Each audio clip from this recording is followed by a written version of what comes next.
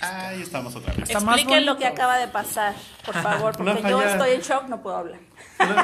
Una intervención satelital del gobierno homofóbico Ya sé. que nos oprime. el Manifestada patriarcado. en mi celular. Chale. Estás Se apagó, intervenida. murió. Sí, pues lo que comentábamos era que más allá de ganar el amparo y el papelito y la sentencia es cómo vamos transformando la concepción del sujeto dentro de la sociedad. Es decir, cuando ya este adolescente, esta persona que no se lo había imaginado, empieza a ver que alguien en su propio estado está ganando este derecho y decir, yo también puedo, también es mi derecho, y entonces esto que me está haciendo la maestra, el compañerito, el vecino y que me está bulleando y no sé qué, no tengo por qué soportar. Entonces, como esta apropiación de los derechos, entonces ya no es la Constitución que está ahí, sino más bien esta relación entre derecho y sujeto, incluso si no te quieres casar, ¿no? O sea, el simple hecho que esté la opción y que tú la niegues, o sea, eso ya también implica. Yo recuerdo mucho en Chiapas, una mujer lesbiana de unos 55 años, decía, yo estoy luchando no porque me quiera casar, sino porque esta batalla es una forma de resignificar mi propia historia. Que esa violencia que yo sufrí, no tendría yo que haberla sufrido, ¿no? Entonces, digo, siempre en eso terminamos chillando, porque es como esta forma de vivir el derecho de esta manera, y sobre todo en esos intermediarios, que cada campaña política viene, si votas por mí, entonces sí vamos a avanzar. Y que incluso traza una nueva opción, o varias opciones incluso para... Varias. O varias, ¿sabes cómo también hablamos de lo ovárico aquí? Para lo del activismo en temas LGBT, por ejemplo, había un activismo que decía, tú aguanta el bullying, aguanta porque en algún momento va a estar mejor, ¿no? Y que en inglés es it gets better. Entonces, es aguántate, apechuga lo que eres, y apechuga el bullying, y apechuga la violencia, y apechuga la burla, ¿no? Porque ya después, cuando tú te sobreesfuerces y consigas un puesto súper bueno y tengas lana, o sea, un discurso súper clasista, súper racista, ¿no? Entonces ya va a estar la cosa buena. Ya estábamos llegando a ese activismo. Y eso era muy peligroso, pues, porque entonces el mensaje es, pues así es la cosa, y se normaliza, y se naturaliza, y eso está muy jodido, ¿no? Entonces lo que dice Alex es, ahorita ya un chavito de 13 años sabe que hay bullying homofóbico y que hay medios de defensa a su favor. Entonces eso empodera no solamente en nivel de condición de la orientación o la preferencia de la persona, sino incluso de la edad, del contexto escolar, del contexto familiar. Antes las familias con la mano en la cintura te corrían, te expulsaban a los 15 años a la calle. Y así era tu destino, y era una cosa fatal, ¿no? Así es y así pasa. Y hoy no. Y entonces a mí me parece, y además ya con mecanismos mucho más rápidos, ¿no? Antes te junta 1000 firmas. Define rápido. Bueno, rápido en términos. ¿Cuánto dura? Bueno, El para juicio de ciertas amparo cosas y- y para ciertas técnicas, pues porque, y un ejemplo que decía Marco, o sea, dos adolescentes novios hombres en una preparatoria en Hidalgo, pues que los expulsan porque pues eso no puede ser en la universidad, ¿no? Cómo dos adolescentes pueden estar agarrados de la mano, no sé qué. Y esta tradición de siempre aprovechate del más débil porque no se va a defender, pues los expulsan, ¿no? Los suspenden, pues. Obviamente no contaban con que México Igualitario supiera del caso. México Igualitario. O sea, ese mismo día, al siguiente se interpuso el amparo, se le pidió al juez federal que le ordenara a la escuela, que los dejara entrar, que aplicara sus exámenes, y con una orden del juez llegaron los alumnos y dijeron, ¿sabes qué? Aquí está. Y no le quedó más a la escuela que decir, Pues, digo, el juicio sigue, bueno. eso fue hace 3 años, pues, pero, Ok. pero esto de decirle a la ciudadanía de, hay cosas que puedes hacer, ¿no? Que estos grupos tradicionalmente, que los, ay, pues expúlsalos, no pasa nada, o madréatelos, o no sé qué, decir, a ver, ¿no? Hay ciertas cosas y eso empieza a cambiar un poco. Ya veremos si la escuela se atreve a volverlo a hacer, ¿no? O sea, como estas cuestiones de tratar de acercar el derecho a las personas. Creo que eso Sí, es. porque al final nacimos insertos en el Estado, insertas también, ¿no? Insertes. Insertes. Y el Estado nos interpela, querrámoslo o no. Esta cosa de decir, no, a mí el Estado, perdón, pero desde que te hicieron tu acta de nacimiento, te hicieron la lengua oficial, pagas el IVA y de muchas maneras, ¿no? El Estado te interpela constantemente, hay un pulso, el pulso institucional del Estado. Y este pulso, ¿no? Manda un mensaje siempre. Si el Estado empieza a reconocer derechos a las poblaciones, el ambiente social se relaja, se aligera, y lo hemos visto en la Ciudad de México, ¿no? Digo, en algunas delegaciones, porque tampoco es que la CDMX sea... ¿Cuáles no? Uy, ¿cuál es? Pues vete a Patitlán. ¿Qué delegaciones? De Iztapalapa y date un beso, pues, en la calle. O sea, a lo mejor lo puede ser en Reforma, en el Ángel, ¿no? Está todo dar, pues, pero no todos los sitios. Pero se van conquistando geográficamente estos territorios, y el pulso institucional le va diciendo a la gente: las personas trans ya tienen derechos, las personas con VIH ya tienen derechos, las parejas del mismo sexo ya tienen derechos, y los estoy protegiendo.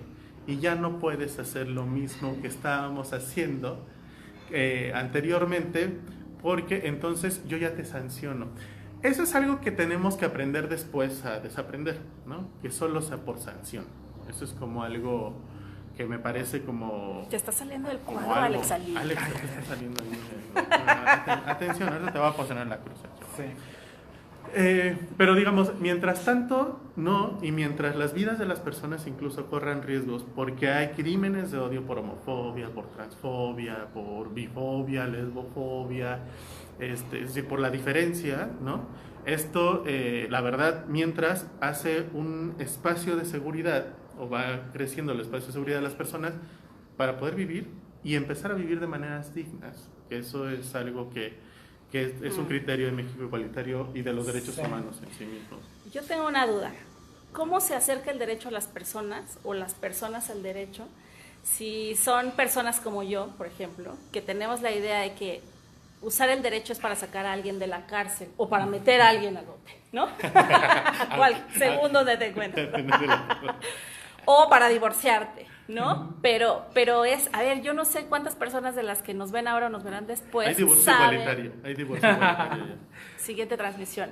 ¿Cuántas personas saben que el derecho no es nada más para joderse al otro, ¿no? Que es como para, sí, pues para generar espacios de seguridad y que los derechos se pueden ejercer. Así es. Sí, pues es complejo, porque justo creo que hay esta visión, ¿no? De, pues el abogado solo sirve para sacar gente a la cárcel. O meterla, insisto. O meterla a la cárcel. Sí. Sí. Pero yo lo retomaría un poco un libro que leí hace un tiempo que decía sobre la exigencia de justicia, ¿no? Donde decía, es difícil definir la justicia. Si yo te pregunto a ti, pues cada quien tiene un concepto de justicia y podríamos no ponernos de acuerdo. Pero es más fácil si hablamos de la injusticia, porque eso en algún momento cualquier persona en su proceso de vida tuvo este sentimiento de que algo lo que vivió es injusto. O de alguien que quiere mucho. Exacto, ¿no? Es como... Y entonces ver que el derecho sirve un poco para tratar de reconstituir ese sentimiento de injusticia, ¿no? Conectémoslo con... Si siento que estoy viviendo una injusticia, sobre todo por parte de las autoridades, que es donde hablamos en el marco de derechos humanos, el derecho también sirve para tratar de reconstituir ese sentimiento de injusticia. Y probablemente algún día conocer la justicia. Eso sería más bonito, ¿no? Yo sé, ¿no? Pero son estos ideales sobre los que nos movemos. Claro. La igualdad, la libertad, la justicia. Hay quien usa la felicidad, yo no mucho. Si no pensáramos en lo de algún día, no estaríamos haciendo esta conversación. Porque cuando solicité la entrevista dije, algún día sucederá. Y miren, lo logramos. A ver, las personas que nos están viendo o que conocen a alguien, tienen algún ser querido que puede estar viviendo una injusticia, ¿qué? ¿Dónde los encuentra? Les manda un tweet, les manda una carta, hace fila, espera, ¿qué? ¿Cómo va la onda? Para eso, digamos, ahorita estamos trabajando 3 temas centrales, porque somos poquitos, ¿no? Poca lana. Como no son millones en esta iniciativa ciudadana. Ni de personas ni de pesos, pero le echamos muchas ganas. Principalmente seguimos con matrimonio porque todavía no se acaba esto, Estamos con identidad de las personas transgénero y transexuales para sus documentos oficiales. Si quieren empezar la estrategia en sus estados y ser pioneros, está padre. Y la atención médica y el abasto de medicamentos a personas que viven con VIH, que es un tema también que es como interesante y que está muy ligado a la comunidad de los LGBT, especialmente hombres gay, ¿no? Prácticamente, y mujeres trans. Pero si hay como algún otro temita que consideren que está relacionado con la homofobia o con la discriminación por este tipo de razones, también échenos un grito y podríamos ver qué hacemos. Y estamos en Facebook como México Igualitario, que realmente nuestros contactos son redes muy rápidas, muy gratuitas. En Instagram también estamos como MX-igualitario. En Twitter andamos también, creo que MX-igualitario. Y el correo es mexicoigualitario@gmail.com. Ya casi tenemos nuestro sitio, pero esperemos tantito. Y algún día, acuérdense, algún día. Y bueno, la idea es ir creciendo. Estos ajustes, cuando Matrimonio Igualitario demostró que sí se podía, híjole, las necesidades empezaron a brotar. Es como, yo también me quiero casar, a mí también me discriminaron, a mí me negaron mi cambio de acta de nacimiento, yo sufro bullying en la escuela, entonces es como, híjole, tratamos de apoyar el máximo de nuestras posibilidades. Habrá cosas que, digamos, no porque no nos interesen o porque no sean importantes, sino porque pues sí se necesitan recursos también para invertir en muchas otras cuestiones, pero hay cosas sencillas como los juicios de amparo que trabajando de la mano con organizaciones locales, porque es otra cosa de lo que hemos descubierto en esta parte. En México, en temas LGBT, había muchas organizaciones que querían trabajar el tema, pero no sabían cómo hacer un amparo, si era fácil, si era difícil. Y cuando las contactamos o nos contactaron y vieron que era fácil poder organizarnos, este movimiento que era aislado en cada estado, fue un movimiento ahora que podemos decir a nivel nacional, donde cada organización en los estados, en la agenda LGBT, tiene sus prioridades como en todo, ¿no? A alguien le interesa el matrimonio, alguien dice, no, yo estoy más en VIH, no, yo quiero el tema trans, yo quiero el bullying. Y respetando las agendas locales. O sea, México Igualitario no llega de este año vamos a trabajar no, porque se intentó alguna vez coordinarlo de esa manera y descubrimos que los tiempos, los recursos, las realidades, los intereses son de cada organización en los estados.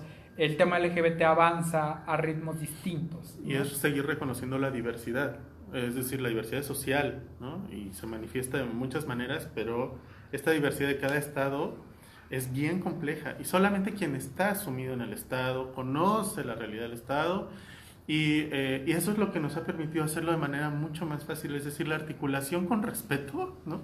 Es muy chistoso, pero te quita un montón de trabas, ¿no? Entonces esto nos ha permitido esta movilidad, la vida, pero hasta en las parejas se hacen esas cosas, muchachos, ¿no? Entonces digamos, yo la verdad es que yo como parte de México Igualitario, de repente así como que me quiero pellizcar un poquito, porque es muy poquito el tiempo que ha pasado y han pasado muchas cosas, ¿no? Esta vorágine también nos trae arrastrando unos ritmos ahí que a nivel personal de repente dices, wow. Sí.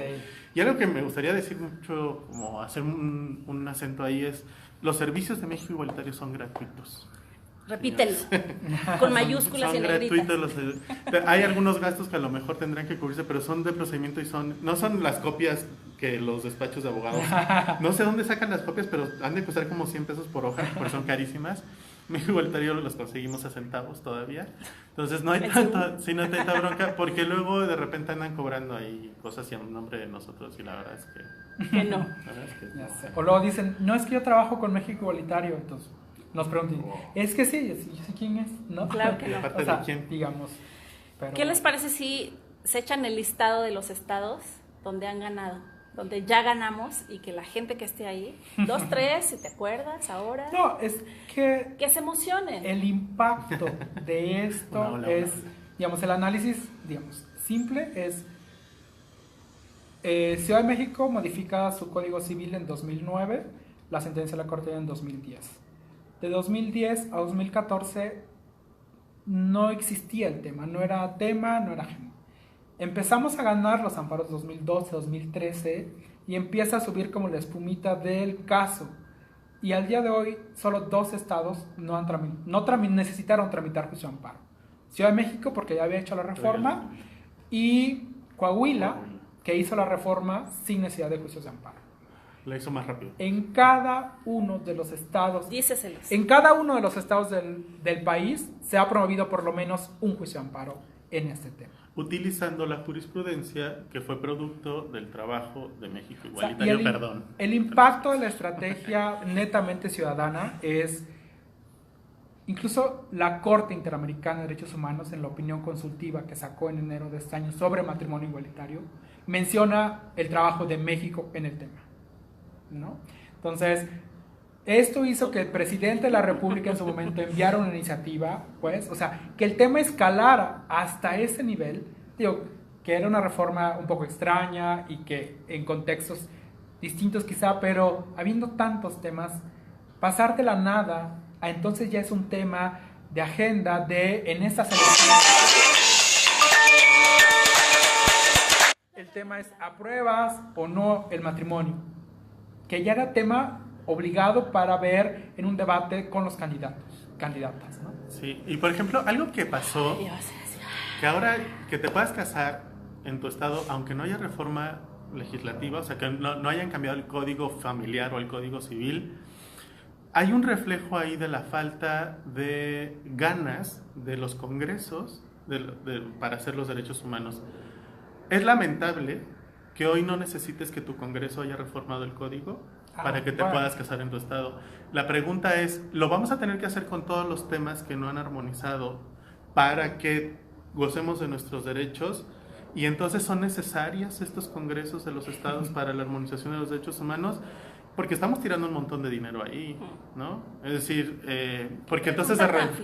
Yo sé, pero también es para la posteridad. No, la cosa es como... Respóndanla a ustedes cuando Por esto es que es una apuesta democrática, no es el matrimonio, sino como todo lo que viene a generar como una radiografía de las fallas del Estado respecto de discursos falsos de estamos a favor de los derechos humanos. Perdón, pero pues no lo hemos visto todavía, ¿no? El hecho de irte a un amparo sigue siendo un obstáculo, sí, pero es una puerta que antes no se había construido, ¿no? Y, o sea, eso que se marca es, digamos, tiene este trasfondo de decir cómo, digamos, la democracia funciona cuando hay esta conexión entre instituciones y ciudadanía, y la representación y esas cuestiones. Cuando vemos que esas instituciones democráticas, entre comillas, pues les importa muchas otras cosas menos el ejercicio de tus derechos, creo que ahí empieza a haber una fractura en cómo la ciudadanía visibiliza las instituciones. Y eso tiene un riesgo bien complejo. Cuando el ciudadano se da cuenta de que esa institución que le intenta decir qué hacer y no hacer, no le preocupan sus derechos, empieza a haber esta distancia y empieza a haber esta ruptura, y que ahí es donde cabe violencia, cabe entonces ¿para qué pago impuestos? ¿Para qué voto? Entonces ¿para qué voto? ¿No? Y quizás no están viendo ¿para lo peligroso. ¿Para qué respeto la ley? Exacto. ¿No? Y entonces, y que tiene consecuencias a largo plazo bien complejas. Y empiezas ahí a hacer recovecos, ¿no? Por ejemplo, una pareja, por la distancia de edad, permitió que uno de ellos adoptara al otro, para que al menos pudiera heredar y gozar del seguro social. Y es como, no hay necesidad de hacer esas cosas como tan raras, porque ahora resulta que hay incesto legalmente, claro, ¿no? Y eso está cosa uno va a meter al bote al otro. Exactamente. Entonces, hay como una cosa de bolas de absurdos que hemos ido encontrando que se van, pero la gente de repente tenía que ver qué estrategia utilizar para su seguridad, ¿no? Y estas cosas que hoy ya no, al menos no, ya no estamos como tanto, ¿no? Entonces, ha sido padre la experiencia. ¿Se sienten felices? Ay, por supuesto, es una felicidad que sobrepasa el cansancio que esto ha significado. Porque... ¿Cansancio por qué? ¿Por qué? La lucha, no. No, tiene que ver con... Porque, digamos, lo otro que quizá no se ve también es ese esfuerzo de mucha gente, pues, ¿no? O sea, no es solo Marco y Alex. No, o sea, tenemos a otras abogadas en México Igualitario. Saludos a todas las demás y además personas. en las organizaciones de los estados. Obviamente México Igualitario sin esta colaboración con los estados no se habría logrado el resultado que ahora se tiene, pero yo creo que ha sido una colaboración desinteresada, pues, es decir, lo que se trabaja desde México Igualitario no es para lograr, ahora ya el próximo año ya me lanzo para diputado porque pues entonces ya soy famoso, ¿no? Al menos no el próximo año. En 2. No, yo creo que, digamos, ya con tantas cosas que están ahí, uno sabe dónde está su camino, pues, ¿no? Las personas con las que nos hemos encontrado, digamos, creo que ya difícilmente uno abandona ese camino cuando encuentras tanta satisfacción, tanta solidaridad, más allá de otros tipo de intereses, ¿no? ¿Feliz? ¿Satisfecho? Contentísimo. ¿Cansado? ¿En la misma proporción? La ¿Cansado se y me feliz? ve un poco, pero no, en realidad sí, porque generacionalmente yo lo veo con mis sobrinas, ¿no? Como ya en el imaginario de sus generaciones, ya la idea de que las parejas de mismo sexo se casen y sea una idea normal, es así como, wow, ¿no? O sea, una cosa, un respiro.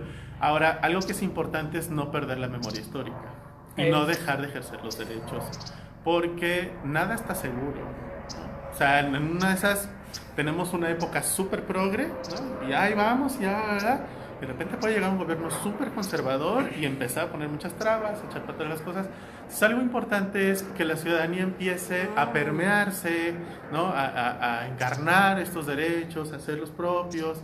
Y ahí va esto, me parece que, por ejemplo, el que antes te dijeran joto en la escuela, muy común, ¿no? Hoy le pregunto a mis sobrinas y dicen, no, o sea, te dicen, ay, que gay te viste, pero porque sí se ve muy gay. Y está bien, ¿no? O sea, pero ya no es esta cosa que signifique un insulto, sino es como una característica o como un estereotipo para identificar a alguien y cosas así. Pero ya no tiene que ver con eres gay y no te hablamos, ¿no? Porque además ya veamos. Y te hacemos a un lado. Deja que no sigue te hable. existiendo, sí, va a haber, digo, hasta en los países que tienen todavía más tiempo avanzando en este tipo de derechos, sigue existiendo el odio en algunas personas, eso es cierto. Los grupos religiosos siguen con discursos sumamente duros alrededor de esto. Hay una campaña, y les voy a poner un ejemplo que fue terrible. En el funeral de mi mamá, el cura se pone a hacer una campaña en contra del matrimonio entre personas del mismo sexo en plena misa del funeral. En mi cara, ¿no? Además, me tuve que echar en tu un cara y discursito, contigo presente. Para mí fue espantoso, ¿no? Y digo, mis tíos me hacían cara de cálmate porque no, yo me lo quería comer vivo.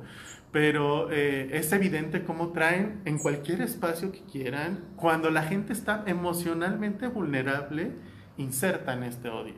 Y eso me parece sumamente mezquino de parte de estas personas y estos grupos.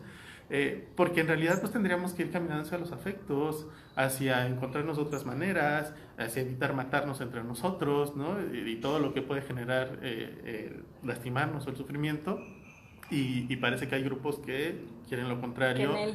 Desde sus morales entenderán, está muy bien, cada quien tiene derecho a elegir, si no se quieren casar con alguien del mismo sexo está toda madre, pero pues nada más que no jodan, ¿no? También díceselos, por favor. El derecho ajeno, yo creo no que jodan. uno de los beneficios es que nos estamos organizando. Eso también. ¿No? Es decir, no perder esta memoria histórica, pero la única forma de que podemos defender efectivamente lo que hemos ganado es organizándonos, es compartiendo aprendizajes, es viendo que todas las luchas son igual de válidas, pues no es que mi agenda va primero que la tuya. Tirando las coronas, le decimos, tirando las coronas. ¿No? Entonces, porque en Chihuahua es el ejemplo de mucho el trabajo que se ha hecho. Era un gobernador del PRI quien había dado esta orden de ya no se niegue ningún matrimonio porque no queremos pagar indemnizaciones por andar violando derechos humanos. Entonces se da el cambio y llega este gobernador del PAN y con esta ideología intenta dar reversa a la orden que se había dado. Y los grupos se pararon y dijeron, esto ya lo ganamos y no vas a echarlo para atrás, ¿no? Entonces cuando ya las instituciones y el propio poder público lo ven y dicen, híjole, pues ya no me puedo hacer nada. Pero es porque se apropiaron del derecho, porque se organizaron, porque dejaron de tener miedo de reclamar, ¿no? Entonces creo que esto es a lo que aspiramos más allá de tomar las instituciones, pues porque, digo, no nos garantiza que se ocupen espacios cuando en realidad en las políticas públicas estamos viendo que no permea, sino mientras haya una ciudadanía organizada y apropiada de esos derechos, es mucho más difícil, ¿no?, que vengan las instituciones a querer vendernos la idea de que entonces el nuevo régimen va a ser el cambio. Entonces, bueno, porque no necesitamos ese intermediario. Y algo que también ha tenido el filo, lo que venimos haciendo junto con otra bola de cosas, es romper... con otra bola de cosas. Es romper el pudor institucional. En algún momento, en 2001 me parece, cuando se aprueba el principio de no discriminación en la Constitución, no le quieren poner sexuales a la Constitución, porque es un término que insulta a la Carta. Entonces, en lugar de decir, ¿no?, preferencias sexuales, dijo solo preferencias. O sea, solo preferencias. Si le vas a la América estás protegido, te gusta la vaina. Claro. ¿No? Esta cosa. En realidad, las que generan discriminación son las preferencias sexuales. Y eso había que decirlo muy claro, ¿no? Y es Fernández de Ceballos quien evita que la reforma pase de esas maneras, el PAN, como coordinador de su bancada en el Senado, pues, ¿no? Y condiciona el voto del PAN. Si no hubiera votado el PAN, no pasaba la reforma. Entonces, bueno, en ese momento se decide. 10 años después, se le pone sexuales. Entonces, empezar a hablar de sexualidad, de diversidad sexual, de los cuerpos, de cómo nos relacionamos, cómo nos reproducimos, cómo cogemos, cómo disfrutamos, todo eso es muy importante también, porque si no hablamos de las cosas, es bien peligroso, porque estamos a tientas, nada más así como, yo me imagino que estos cogen por el cabello, ¿no? Porque así, pues hay que asegurarles, hay que asegurarles su derecho al champú y a la barbería. No, entonces que hay un montón de cosas más, ¿no? Que por ejemplo, curiosamente, cuando el VIH pega, ¿no?, tuvimos que empezar a hablar de cómo cogíamos. Ni modo, ¿no? Chale. ¿Y tú cómo le haces? Y el dildo ahí donde ponías el condón, ¿no? Ni modo, o sea, los pudores tienen que irse quitando porque estorban un montón. Y empezar... ¿Que estamos en una crisis de valores? Sí, y de eso se trataba, de cuestionar los valores que veníamos diciendo que estaban bien. La violencia era un valor, ¿no? O sea, llegar a matar a tu mujer porque la encontraste con otro cabrón en la cama y que la ley no te sancionara, eso era el valor de la masculinidad a todo, ¿no?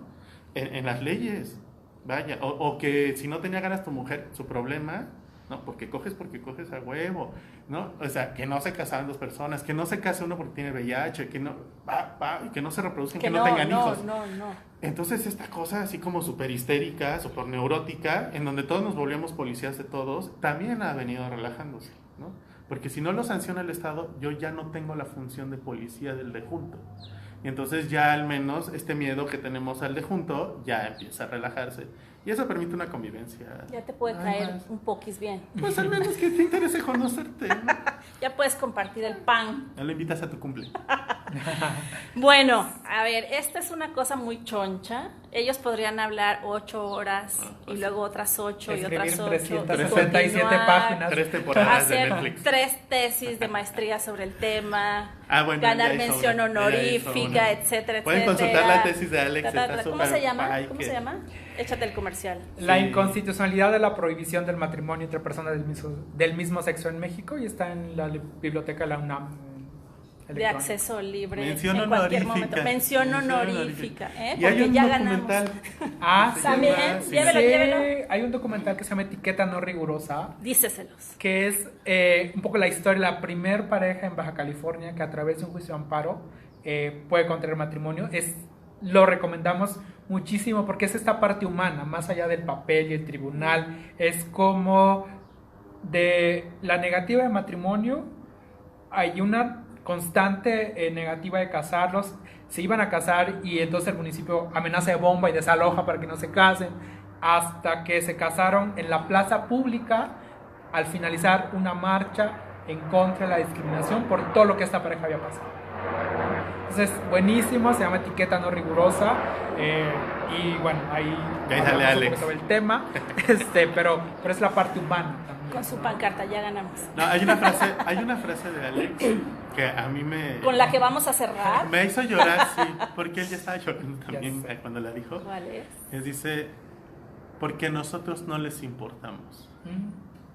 Y es bien triste cuando lo dices y cuando lo eres, ¿no? Entonces, pero también cuando no les importamos, nos hacemos importar. y se chingan. Y les ganan. Y les ganan. Y ya ganamos. Y así. Chamacos, gracias por aceptar esta conversación. No, gracias. Estoy segura que la gente de mi muro hoy sabe más sobre derecho, sobre amparo y sobre los vínculos. O sea, por lo menos saber que no son movimientos aislados. O sea, esta frase, el feminismo de nuestro dolor es el mismo, o sea, es... Digo... Súper potente. No, es enorme. Decir, estamos luchando justo por lo mismo, justo por sacar al Estado nuestros cuerpos, por retomar esa rienda de nuestra vida, nuestro deseo, nuestro placer, ¿no? Y nuestra chorreación, diría yo. Y nuestra respiración ovárica. Así es. Porque la respiración es para todos, he dicho. Gracias, despídanse de sus fanses. Muchas gracias. Muchas gracias a todas. Espero y que todos. se haya ido útil la información y la Sí. charla. Y recuerden que la pueden consultar después en el canal de YouTube y Y en la síganos página de viendo. México Igualitario también la vamos a postar. Parte 1 y Eso, parte 2. parte 1 y parte 2, porque pues, así pasó. Así pasó. Bueno, pues gracias por conectarse, escucharnos, vernos y aguantarnos. ¿Sale? Chao. Dios.